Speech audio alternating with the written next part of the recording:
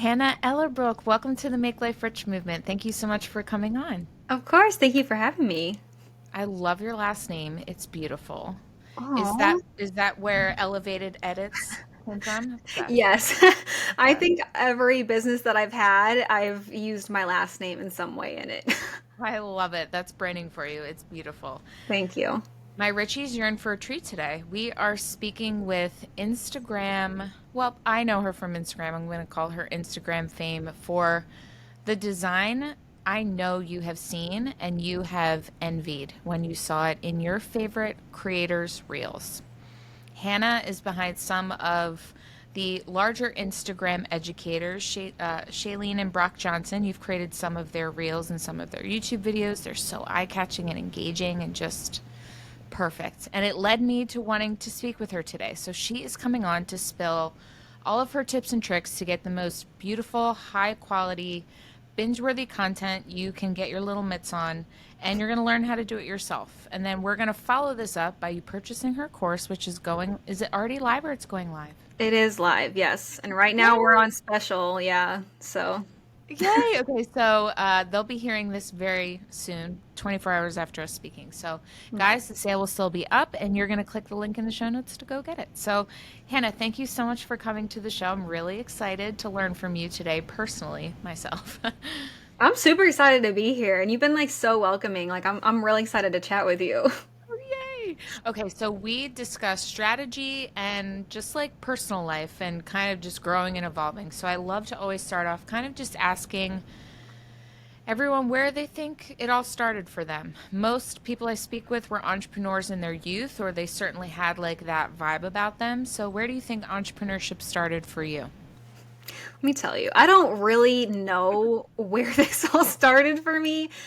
I just know that since I was a kid, I've been obsessed with creating something that is mine and that is profitable. I mean, I was the kid that was like doing all the lemonade stands.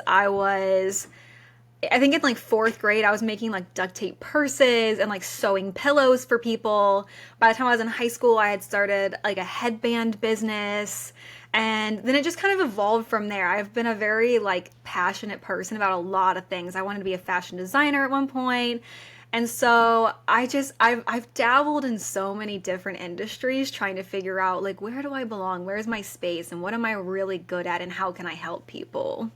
Oh, I love that. And it's so beautiful that the basis of what you want to do is to help people. I resonate with that deeply. It is something that takes over your brain. You do find yourself helping strangers, and then all of a sudden the moment does arrive where you're like, I think I could make some money off of this Yeah. while also actually helping people, which is my ultimate goal. So Yes. I that resonates with me. I love that a lot.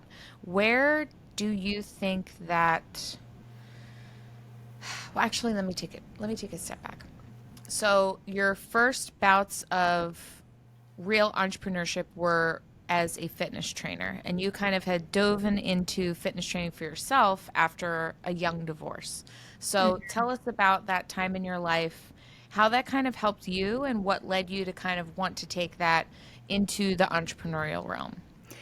Yeah, so actually, going back even a little further than that, I had gotten into affiliate marketing, and that was really my first taste of having something where it's like this was my business and I was running it. I was creating the Facebook funnels, I was, you know, sending out the emails, doing all of that stuff, and it really took off, and that was my first taste of like, wow, this is really cool that I can create something that works for me.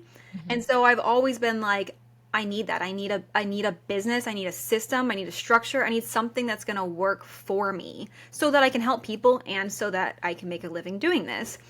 And so yes, after my divorce is where I really kind of took a step back and I was looking at this person in the mirror and I was like, I don't know who this person is. This is not me. This hasn't been me for years and I really want to figure out who I am. Mhm. And I really went on this like self growth journey.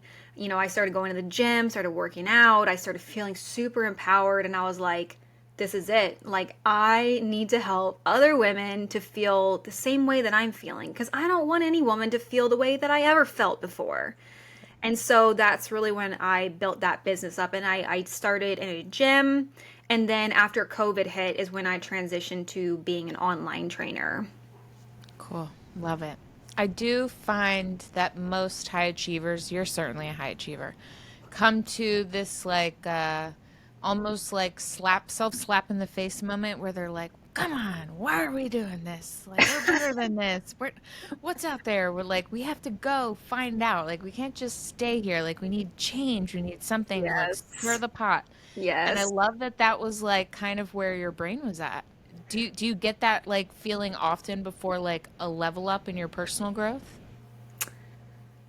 Do I get that feeling of You want change. change? You know what's funny? You know what is so funny is that my mom has always told me, she's like, you cannot do something for more than a year. Like you are always looking to like change or evolve or like you can't, you're never satisfied.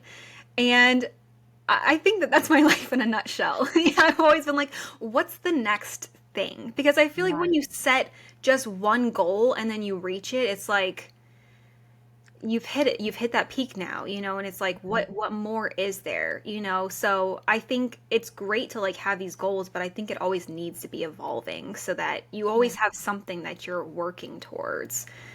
Yeah. It's really cool when you get the bug. Once it gets you, you're like, "Oh, okay." Infinite levels. It's like you crack the video game and you're like, I'm Yeah, just gonna keep going up and up and up because there's no right, one that can stop me but me. I right. really enjoy kind of like the empowerment vibe that you felt internally, but you gave it to you, which I think is what every successful entrepreneur and business owner kind of has to realize. Like, no one's coming to save you. No one's coming to make you Yep. feel better for long-term like effect. It really does come down to you and you alone for really setting up a good foundation internally for yourself. Yes. What were some of like your biggest maybe like lessons or aha moments that you've had over the last year of your business for yourself personally? I think that some things that I've had to kind of rewire in my brain is that in order to be really successful at something, you have to assume the success already. So I feel like a lot of people get kind of plateaued where they're at because they're not putting themselves in the position of the person that they want to be. And you kind of just have to assume like you're already that, like I'd be like, I got one editing client and I'd be like, I'm that girl. I'm the person everybody wants to work with, because that's the energy that you have to be in if you really want your business to take off. And it's worked. Like that's manifestation. You got to put it out there. And like same with the course now, I was like a little am I providing enough for these people? Like is there enough in this? But I'm just like, no, this is people will be lucky if they could get their hands on the knowledge that I have, because I've only been editing for about 2 years now. So sometimes I get in my head a little bit and I'm like, am I really qualified enough to be teaching on something like this? But then I'm like, everybody is reaching out to me trying to figure out how I'm doing this. So what does it matter how many years I've been doing this? Like I'm good at what I do. Mm-hmm. So I think it's really a mindset thing is the biggest thing for me in kind of evolving with this and growing. Yeah. Ugh, I'm obsessed with you. We before we started recording, guys, we did talk a little bit, and you guys are in for a really good episode. Hannah has a lot of gems in her 26 years of life, and she's dropping them for you. That was such an important tip. You really do have to assume the life that you want, the feelings. What does it feel like? Yes. What does it look like for you? And I will say, girl, you knock this one out of the universe because the entire internet is literally trying to copy your real style. So I'm just gonna go ahead and say you've accomplished your goal here, okay? Oh, Like, thank you. so the next Thank task you. very naturally has to be this course because they're already Yeah. trying to copy you anyway. So why Right. So not? give it away. Yeah, like no gatekeeping here, just pay me Right. for it. I Right. learned these skills and you're going to learn them too. And the beauty of it is you're only going to continue to get better and you're only going to be able to add more courses, create more mini Hmm. courses. You're not only helping them to continue to evolve to keep trying to reach the standards that you're going to be setting via your clients for the rest of Right. us who have to do it ourselves. But you are going to also, as a business owner, be creating a suite of products at different levels of skill sets. And that Yeah. is every online business owner's dream. So Right. you're you're killing it. Yeah, I think going into Oh. this, there's always that little bit of fear, oh, what if you give it all away? But the reality is, if people needed, like, there's two different types of people in my mind. There's the person that's not able to outsource, they wear all the hats in their business, and I want that person to have access to learn, if they want to learn, to be able to do it themselves. But for the other side of my business, I don't have to worry that my clients are going to go and purchase this course because the reason they're hiring me is they don't have time to do this. You Right. know, so I think that we have to get out of that mindset of like being afraid to give things away, because the people that need your services are always going to need your services. It's very true. And I really love that you're thinking about the psyche of your client, both student and customer, because it does take sometimes different approaches for different audience groups that you have within your niche. And you're absolutely right. There are Yeah. those very high paced entrepreneurs that don't have the time or the space. They just have identified that they like what you're doing. They trust that you're going to provide them with XYZ because they've seen your work, and you just advertising yourself, you are your walking product on the internet, which is kind of amazing. But then you do have those people that are like not only aspiring to be maybe an agency owner like you, and they want to take on clients in this manner, but regular people like me that are like, oh Yeah. man, I'm drowning in a sea of basic because I myself cannot stop being basic with my edits. And I need, that little bit of sauce that you have Right. so beautifully laid out. So I want to talk very quickly about what's in the course, because I just want you to just lay out what program you're using. This is what everyone's thinking. They want to know. They know what you do, they know what it looks like. Give them a brief breakdown of kind of what will come in the course, and then what are they walking away knowing how to do when it's done. Okay, so this course is really going to teach you how to emulate the edits that everybody's looking at right now. So there's two different types of edits. I would actually say there's like your advanced captions, which is primarily what a lot of people have with like the popping in text and the emojis and stuff like that. That's what the basis of this course is about. So I'm going to take you from the very basics, foundation of like learning how to get into Premiere Pro, learning how to build out, chop up your videos, add your captions, create it so that it's branded, because that's really what I've become the most known for in like this world of Alex Hermosi edits where everybody's videos looked exactly the same. I started putting out edits where it was like it was your brand, it was your fonts, it was your colors. When people saw your video, even if your face wasn't on it, they knew it was your content because they're like, "Oh yes, this is your branding on it." Sorry. No, you're I totally don't know if fine. that I don't does that make a really loud noise? No, you're good. And my Really? husband will edit it out. I'll just write down the number. No worries at all. I'm gonna put this on do not disturb just in case. Okay.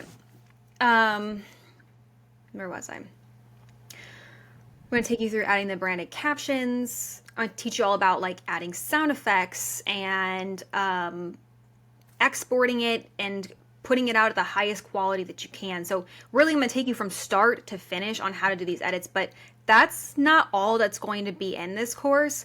My goal is for this course to be always evolving. So right now in the works, I'm going to be putting together all of the motion graphic education that you need to know. So those edits that I've been putting out where it's like there's the background removal and there's images moving behind you, I'm going to be putting out a ton of modules talking all about how I do that and how you can do the same, how you can find the assets that you need, how you can animate them, and yeah, put it all together. I mean, it's if you've got the time and you're willing to learn, I think it's worth it, especially if you are somebody that wants to maybe create a business out of this too. Like it's a great business to get into, but yeah, it's gonna be always evolving. And my goal also is to keep this up to date.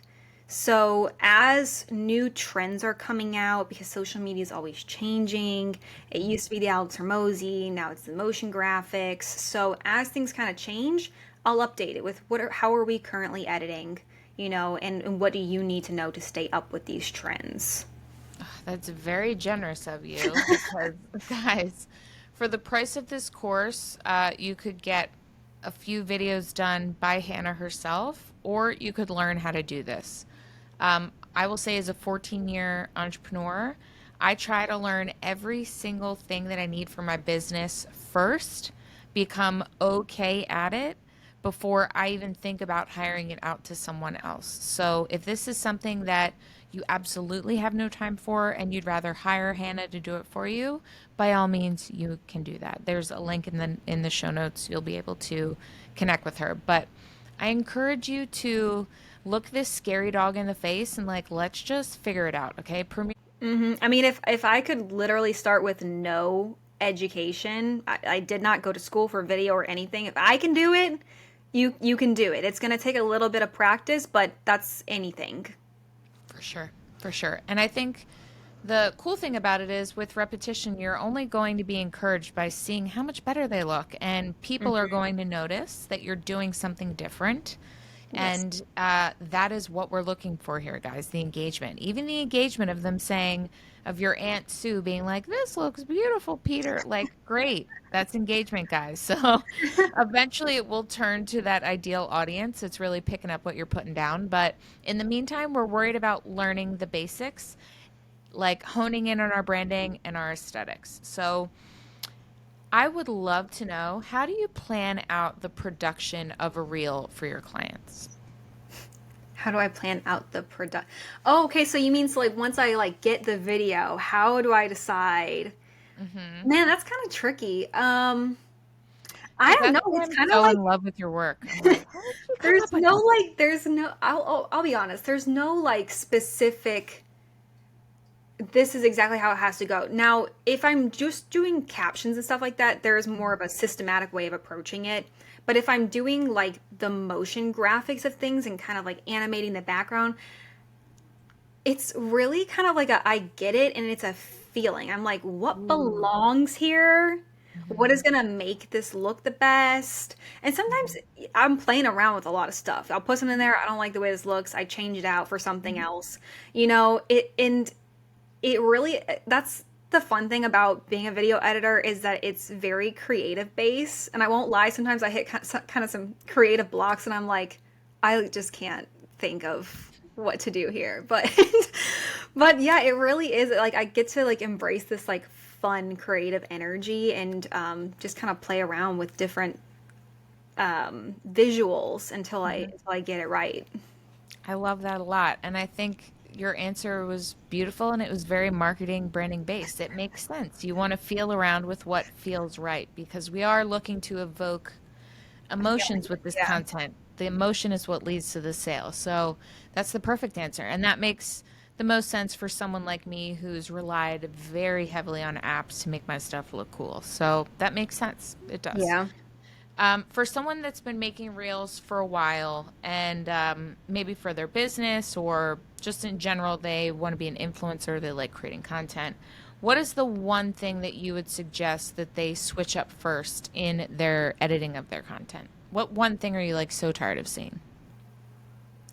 I mean, the one thing I'm really tired of seeing is the Alex Hermosi edits because Yeah. that's what everybody's putting out there, and I feel like that's what a lot of editors are marketing is I can make your edits look like Alex Hermosi, but I'm Yeah. gonna be very honest. Alex Hermosi doesn't edit his videos like Alex Hermosi anymore, and there's a I reason know like that. why. It's Yeah. because everybody started copying him, and then he was like, "Okay, I've got to switch this up." And I'll also be honest there. I don't think his new edits look as good as his last ones did, but at least he got away from looking like everybody else now. Yeah. So I think that that's Differentiating you. my biggest ick in like content is everybody trying to look like everybody else. Yep. Yeah. I really want What everybody to have a unique look. So, for people who don't know what the Hormozy look is, could you explain it? And then Oh yeah. what would be your answer, or what would you encourage someone to try if they're looking to figure out what their style is? Yeah, so the biggest thing with the Alex Hermosi style is, and you've probably seen it even if you don't know what I'm talking about, it's the yellow and green, like bold font text, and it's like just transitioning back and forth, and the words are kind of like popping bigger and smaller, and then there's Mhm. like the well, I guess I use some of these, but kind of like the faces and stuff like popping in, or like the pictures like popping up.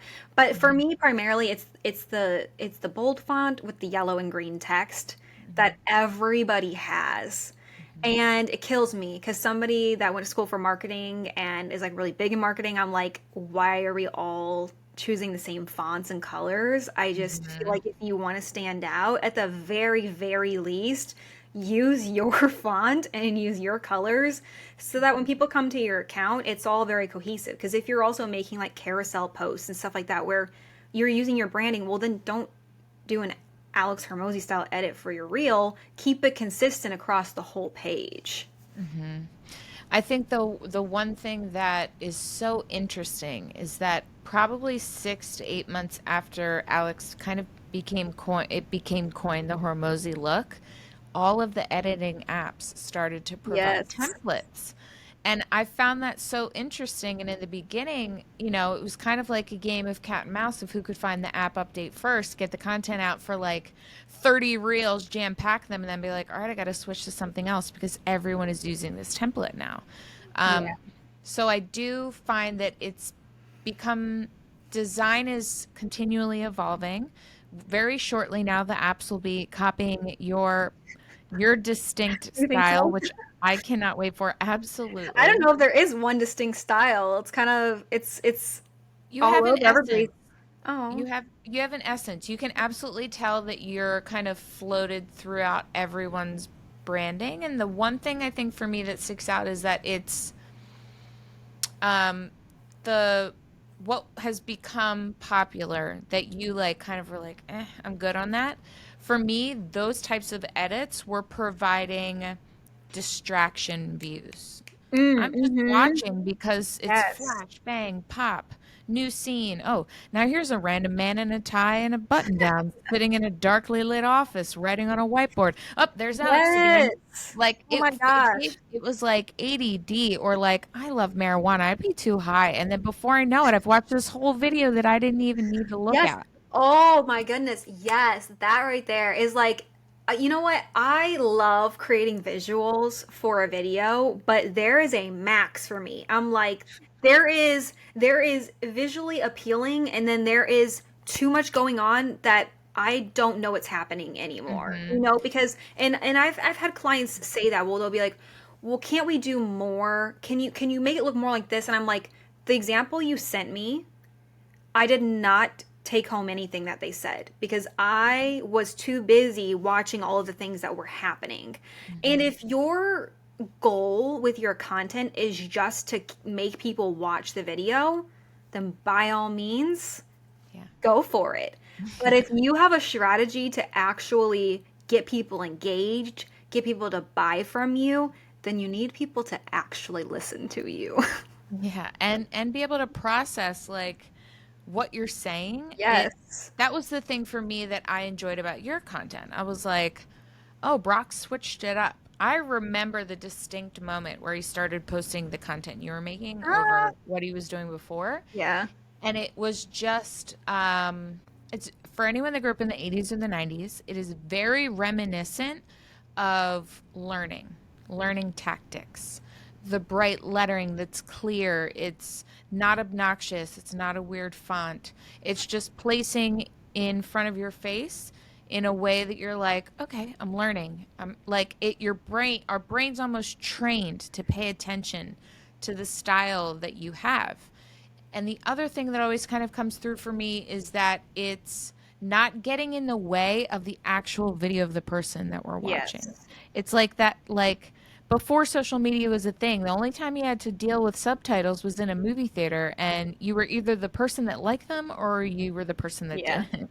So it's really relaxing to watch your content without being like, my brain is Yeah, fried taking after away. 15 minutes of scrolling these days because there's so much going on. So you really have a clear and concise manner of differentiating for your clients, but really providing this very calm almost like informative vibe throughout. Yeah, I never want to take away from what my clients created, and I never want to take the spotlight away from them and what they're saying. Mhm. So I think the goal is always just to elevate what they're Yeah, putting out, you know? yeah. The one thing that got me curious was for PR and marketing and like strategy, every single client's different. Like I'm using the same like platforms and things, but everybody's so different. I was so curious, is it difficult for you to create an individual presence for each client while still kind of trying to remain true to the trends that you're basically creating? You're creating them. You're the one putting this stuff out there. So, what's that balance like for you of like individualizing them but still like paying homage to the things that are working right now with the trends you've created?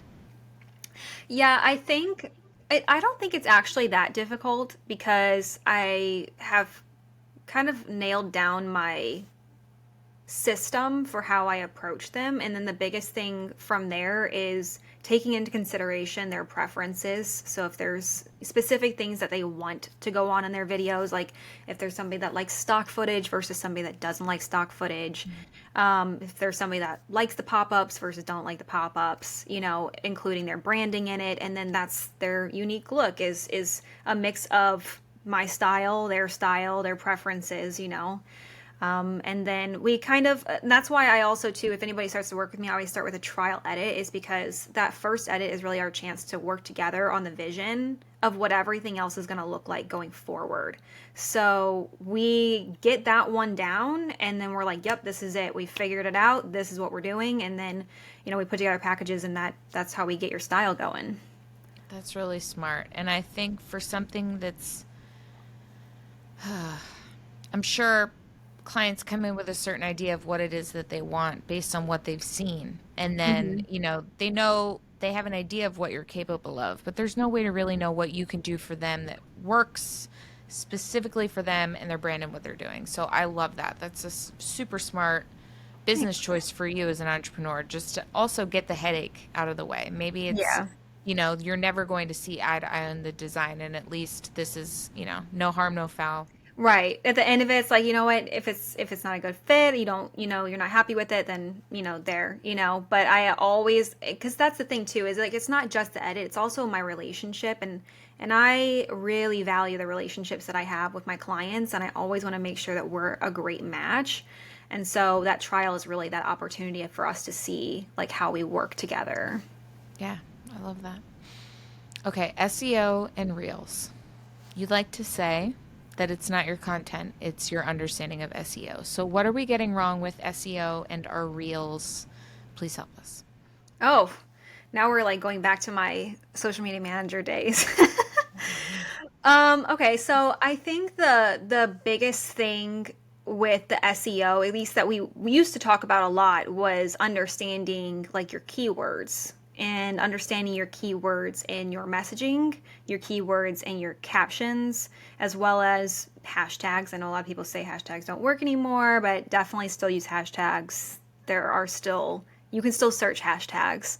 So, I'm a big believer in scripting. I know a lot of people don't and they just kind of ramble, but if you're trying to make sure that you are going to be visible, then it's important to say certain things in your video and you don't want to just kind of be all over the place. So I like to have a strategy to how I'm recording things if I'm doing a reel, or also, I guess, if you're doing a carousel or something like that, making sure that the keywords that you're using, you're also putting in your carousel, and using things like your alt text, and you're putting that text into the alt text so that Instagram can identify what this post is about. Mhm. But I think that that's the biggest thing is for SEO is primarily those keywords. Okay. I do love that that's very simple, straightforward advice because there's all the chatter on the Instagram about lies. We're all just like trying to feed off of what's going to make the algorithm do this, what's going to make the algorithm do that. It's The algorithm is exhausting. a mess. The algorithm on Instagram is a mess. I'll be the first to say it. TikTok has a better algorithm than Instagram does.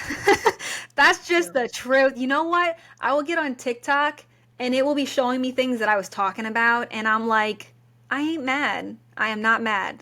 You know what? I love it. I love that this knows exactly what I want to watch.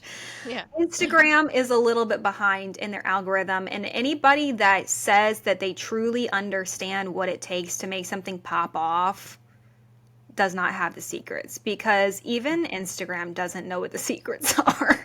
Nope. They're just plugging things in and we're just kind of at their mercy. I've seen people who put out really repetitive copycat content Yeah. and their content is taking off. And then I've seen people that put out really unique, amazing content that should be seen by everybody and it goes absolutely nowhere. Hmm. Is it fair? No, but at the end of the day, it's all a numbers game and you have to keep showing up. You just have to keep putting out content because eventually something's going to take off. And the longer you take to put that content out, if you're like, oh, I'm only going to post once a week. Well, if it takes you 10 posts before one of those does well, are you willing to wait 10 weeks for that? Right. Get it over with. Start practicing because your content's only going to get better the more that you put out. And I'm not Hmm. saying put out bad quality or something that you just kind of rushed, because obviously Hmm. I like to put out higher quality content, Hmm. but just put stuff out there because you're not going to know what people are liking or what you're good at until you start practicing more. Hmm. For those individuals that want to start off, they're like at very ground zero. They want to start off with a simple app to just throw something together. Did you Mhm. use any kind of apps before you were a Premiere Pro expert? Me? No. No. No, because I would say that, I mean, reels were coming into the scene, but they weren't nearly what they are right now. Hmm. And so I feel like before I prioritized a lot of carousels and pictures until I kind of got into editing. But I will say, if there is an app that I recommend, I think CapCut has a lot of capabilities to it, and you can use the free version. I would recommend if you're going to be editing stuff like captions, try to do it like on your desktop. I think it'll just be easier to be able to like zoom in and like, get more detailed on it. Hmm. But that would be probably my recommendation if you're going to use something other than like a professional software is to use Yeah. CapCut because they are like, I really feel like CapCut is trying to get to a point where it's competing with some of these more professional apps. They're Yeah. always coming out with like new technologies on it. So if I had to choose one, I would say give that a shot. Yeah. I wonder your thoughts on creating content within Instagram versus putting out that high quality content that you made in an editing software. Do you think we're kind of headed? It does seem like we're really heading in one of two camps. You either give zero fuchs and you're just making the Instagram fonts work for you, and like you're the girly that like people are coming for your photos. They don't care about the Right. fonts and the crap. Yes. And then there's everybody else, and we've got stuff to sell, and we've got stuff to tell you, and we've got things to show you. Do you think we're kind of heading into that direction of really needing to just take the time to learn how to do the editing and come up with a system for scheduling and just wham bam, we're done? I think that there are probably two different people that we need to talk about. And the first is going to be somebody that's like just kind of a creator. Nobody's really following them as like a business entity. There's not really any branding to it. You are the branding. So when we think about, especially like on TikTok too, like these big people with like millions of followers, like nobody's going to expect them to add like branded captions to their videos. That would be weird, Hmm. you know? If anything, if there's going to be captions, like more native fonts are probably what's going to do well for them because Hmm. their account is not meant to be seen as professional. It's supposed to be seen as like, we're besties. Hmm. I'm not trying to sell you something. We're just friends having a conversation. And that's Hmm. good to some extent. But when we're talking about a business that has branding and needs to be seen as a business, then yeah, having those more professional edits is probably going to do your business some good. Hmm. Have I seen people that have no branding and are using basic captions doing well? Yes. Yeah, there are people out there doing well. But that's not to say that if they decided to level up their content, that their account wouldn't do even better. Yeah. You know, so I think when you get to that point where you can really take your content to the next level, you should, and you should try to. I don't want to say that your whole feed needs to be like curated by any means. I think having some level of like relatability, you know, is good, and not just like this is Yeah. a very robotic. I just post stuff and whatever. But I think when you can get to that point of having kind of that more branded look to it, then people are going to be a lot more intrigued by it. And I can say just for myself, I know some people are like, I don't really like the thumbnails. It feels too like that feels like too much work. I cannot tell you the amount of people that have reached out to me because they're like, I love the way your page looks. Like I feel like I'm on a YouTube channel, like, and it makes everything evergreen because when you go on TikTok, those videos are dead after they're posted. Nobody is going to try to go through your feed to figure out where this video is that they want to watch. Yes. On Instagram though, with the ability to add thumbnails or at the very least pick a portion of your video where it says what the video is about is key because when people are going to your business account, they should be sitting there. You want them on there 30 minutes, an hour, like just going through your content. Because Hmm. by the end of it, they should be like, I'm sold on this person and I want to work with this person. And if they can't easily go through your content, then you're not going to get them there. Yes. Yes. I, you're speaking my language. I love teaching brand pillars. It's part of my course, and I've always really tried hard to get clients to understand brand pillars. I love the four brand pillars that you speak about, or the four content pillars, rather, that you swear by for basically taking an account from one level to the next level. So could you tell us about those four content pillars that basically just leads everyone to really anticipate your content and want more of it? Are you referring to like the educational, the relatable, the promotional? What was my other one? Educational, relatable, Inspirational? promotional, inspirational. Okay. Yeah, and inspiration. Yeah, I think it's really important to have a healthy mix of this because not only should you be showing that you're an authority figure, but you also need to show that you are a down to earth person that people can relate to. Mhm. I cannot tell you the amount of people where it's like they're putting out great content, but they feel cold and it feels robotic. And I feel like I'm not going to get a response if I comment on anything, you know? And I Mhm. just think it's important to have that mixture and also to let your personality come through in your content and to not be so stiff about it, you Mhm. know? And I know that that takes some practice, but I really think that that's something that's helped me with landing clients is not even I'm not even going to say I'm the best editor out here. I am fully aware there are people out here that have a lot more knowledge and skills than I do. But I think that also that relatability and that like I could work with this person long term. You should feel that through their content. Like I Mhm. want to work with this person because I relate to them. And then yeah, you want to inspire people and you also want to create content that's promotional, but you shouldn't be doing any of these things every day of the week. Yeah. There has to be a balance of it, you know? So, yeah, you got to talk about what it is that you sell. And I know that not everybody likes that. But every once in a while, once a week or whatever, you got to put something out where you're leading people back to your offer because if not, who's going to buy from you? Yep. Exactly right. Okay, my final question for all of my guests is this. I know you're like, oh my God, I'm scared. Suspense. Hannah, how do you make your life rich?